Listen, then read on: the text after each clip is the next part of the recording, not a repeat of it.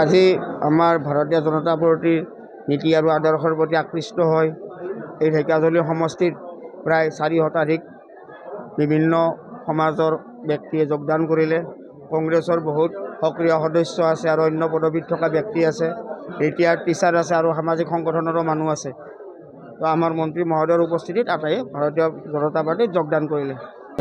হয়, আজি আমাৰ ঢেকীয়াজুলি সমষ্টি ভিত্তিত ভাৰতীয় জনতা পাৰ্টিৰ যিটো যোগদান কাৰ্যসূচী হ'ল, আমাৰ মন্ত্ৰী তথা ঢেকীয়াজুলি সমষ্টিৰ সন্মানীয় বিধায়ক অশোক সিঙালদেৱৰ নেতৃত্বত এই কাৰ্যসূচীটো আমাৰ বহুত বিশিষ্ট ব্যক্তি, আমাৰ ঢেকীয়াজুলি অঞ্চলৰ বিশিষ্ট সমাজসেৱকসকল, বহুত ছাৰ্ভিচ হোল্ডাৰ ব্যক্তিসকল আৰু অন্যান্য দলৰ কংগ্ৰেছ হওক বা ভগৱ পাৰ্টি হওক অন্য দলৰ পৰা ছাত্ৰ সংগঠনৰ পৰা যোগদান কাৰ্যসূচীত অংশগ্ৰহণ কৰিছে।